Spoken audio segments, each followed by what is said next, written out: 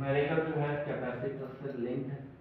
तो capacitor C1 is equal to 3 microfarad, मतलब जो कैपेसिटर 1 है उसकी जो कैपेसिटी है वो कितनी है, 3 माइक्रोफैरड है। एंड कैपेसिटर 2 6 माइक्रोफैरड और उसकी जो कैपेसिटी है वो कितनी है, 6 माइक्रोफैरड है। और एक सीरीज किसमें है, सीरीज कॉम्बिनेशन में। सीरीज कॉम्बिनेशन क्या होता है, एक डायरेक्शन में एक ही डायरेक्शन में एक ही पाथ में कैपेसिटर्स या रेजिस्टर्स हो, मतलब जो भी आप कॉम्बिनेशन जिस भी चीज को पढ़ रहे हो तो वो एक ही पाथ एक ही में आ रहा है सारे अक्रॉस 90 वोल्ट। और उसको जो वोल्टेज मिल रहा है वो कितना वोल्टेज है, 90 वोल्टेज है, 90 वोल्ट्स है।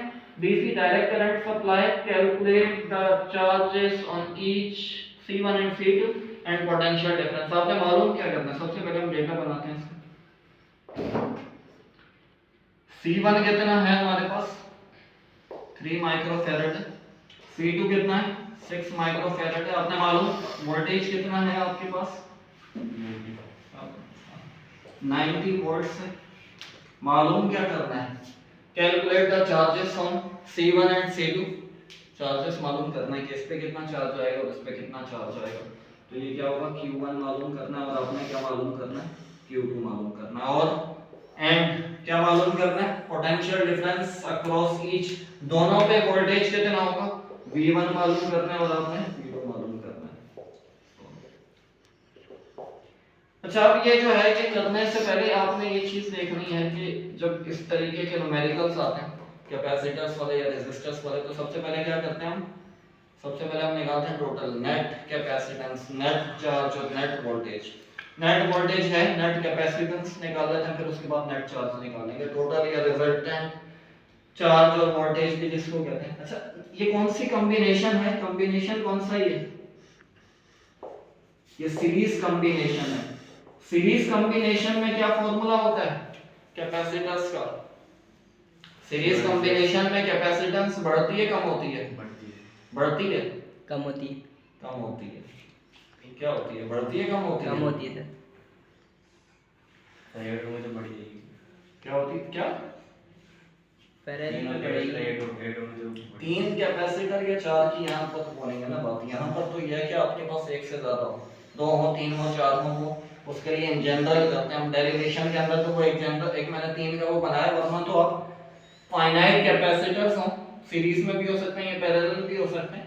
तो सीरीज के अंदर या पैरेलल के अंदर जो है आपने ये नहीं देखना 2 या 3 या 4, ये तो आपके पास एक से ज्यादा कैपेसिटर्स हो, हम सिंपल एक उसमें देख रहे हैं तो सीरीज के अंदर देखें, फिर उसके बाद पैरेलल में देखें। अब 2 हो 3 हो उससे कोई फर्क नहीं पड़ता।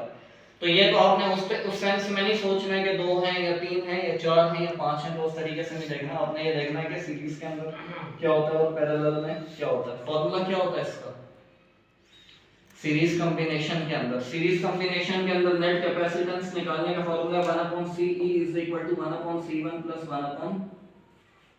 1/C2। दो कैपेसिटर है ना, अच्छा 1/CE = 1/3 + 1/6।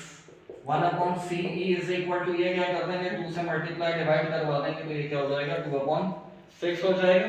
और यहाँ क्या आएगा 1/6, एलसीएम क्या आएगा 6, और यहाँ क्या है 2 + 1।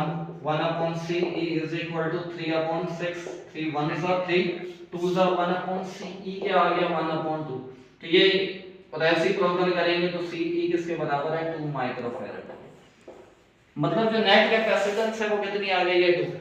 टोटल जो कैपेसिटेंस है वो कितनी आ गई है, 2 माइक्रोफैरड आ गई। अब नेट वोल्टेज भी हमें पता है, वो गिवन है, कितना है 90 वोल्ट गिवन है।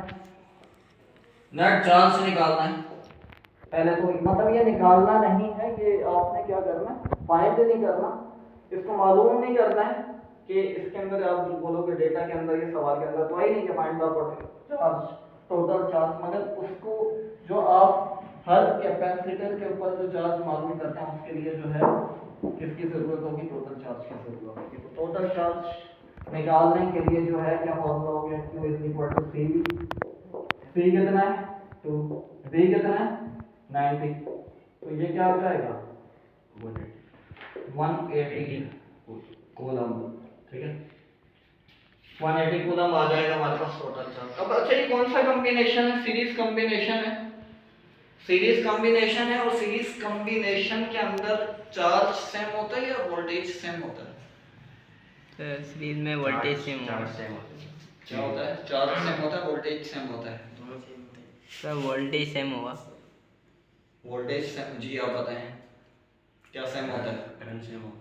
करंट करंट है नहीं यहाँ पर। करंट नहीं, वोल्टेज सेम होगा सर। देखें यहाँ पर, देखो इस तरीके चार्ज से सेम। आपको शायद मतलब एक चीज तो ये है कि याद नहीं हो बिल्कुल, या तो याद होना चाहिए या तो तरीका ये है कि देखें अगर यहाँ से जैसे हमने देखा यहाँ से कुछ इलेक्ट्रॉन के क्या आया था यहाँ पर प्लस चार्ज सीरीज वाला, यहाँ पर इतने जाएंगे माइनस, यहाँ माइनस जितने आए यहाँ पर इतने क्या जाएंगे प्लस, और यहाँ जितने प्लस थे यहाँ पर क्या आ जाएगा माइनस। इसका मतलब यहाँ पर सेम क्या होगा? Voltage same. चार्ज सेम होगा और वोल्टेज क्या होगा इसमें? डिफरेंट होगा। अच्छा चार्ज सेम है तो इसका मतलब ये है कि Q1 Q2 बराबर किसके होगा? Q के। तो Q1 आपके पास क्या आ जाएगा? 180 कूलम, और Q2 भी क्या होगा? 180 कूलम। ठीक है, अब आपने क्या मालूम करना है? V1 और V2। पहले तो हम देखते हैं कि Q का फॉर्मूला क्या है। Q is equal to CV। हम 1 और 2 के लिए कर रहे हैं तो क्या अच्छा पहले V अलग करते हैं यहाँ से ना, V सेपरेट करते हैं तो V किसके बराबर होगा? Q अपॉन C के। अब 1 मालूम कर रहे हैं तो V1 बराबर किसके होगा? Q1 upon C1। Q1 नहीं लिखेंगे, टोटल चार्ज यूज हो रहा है तो Q अपॉन C1 लिखेंगे। तो V1 किसके बराबर होगा? Q कितना है?